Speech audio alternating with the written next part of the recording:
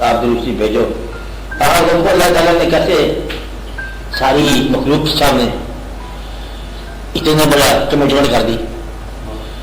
مختلف مخلوق ساری برابر کی ہے, کچھ مانتی ہے اسلام میں, کچھ نہیں مانتی. اور آپ نے اتنا بڑا بیان دے دیا اللہ ہوتے ہوئے, خالق ہوتے ہوئے, کہ میں اور میرے فرشتے درود بھیجتے ہیں, تم بھی بھیجو ایمان والو. تو وہ ہے کہ ساری دنیا پر اعلان کہ اللہ تعالیٰ سے ہے اس معاملے میں کہ اللہ کی درود بھیج رہا ہے نبی پر. اور سارے پیغمبروں کے بارے میں وقت وقت سلام اللہ لکھا, السلام علیہ السلام علیہ ابراہیم, اور اللہ کے جاب السلام, اور ایمان والوں پر بھی سلام تھی سلام.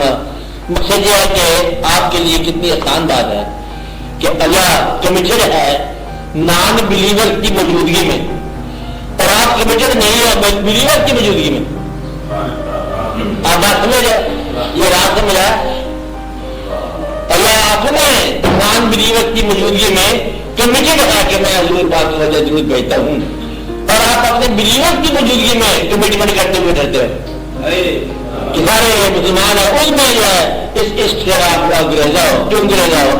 اللہ بیان کرتا ہے حالانکہ اللہ کی صفت یہ یوں نہیں ہو سکتی, لیکن اس کی ہے کہ ان اللہ و ملائکتہ یصلون علی النبی یا ایھا الذین آمنوا صلوا علیہ وسلموا تسلیما, کہ اللہ اور اس کے فرشتے درود بھیج رہے ہیں نبی پر, اے ایمان والو تم بھی بھیجو. اور اللہ اعلان کرتا ہے ساری کائنات میں. اللہ نے جب یہ کلام کہا تو اس کو اب کلام میں جب بات نہیں ہے تو ساری کائنات میں کہتے ہیں مطلب کیا مالک ہونے کی چیزیں ایون نان بلیور کے سامنے بھی. اور آپ جو ہے صرف اپنے بلیور کے سامنے اس کا اعلان کہ ہم درود بھیجتے ہیں اللہ کے حکم کے مطابق, اللہ کی خواہش کے مطابق. اب درود جو ہے یاد کا نام ہے درود. آپ بات سمجھ رہے, یاد کا نام درود ہے, ادب کا نام درود ہے, اور آپ کی بات پر کسی بات کو فوقیت نہ دینا درود ہے, اور آپ کے خیال میں محو ہو جانا درود ہے. منم محو خیال نمی جانم خدا رکھتا, اس کے خیال میں بدلی ہم کہاں دکھا چلے گئے, نام لے یا نہ لے تو یہ درود ہے. درود جو ہے آپ کی یاد میں آنکھ کا بھر آنا درود ہے, آپ کی یاد میں سر کا جھک جانا درود ہے, آپ کی یاد میں رہنا جو ہے یہ درود ہے. درود تو بالکل درود ہے, الفاظ سے بے نیاز بھی ہو سکتا ہے.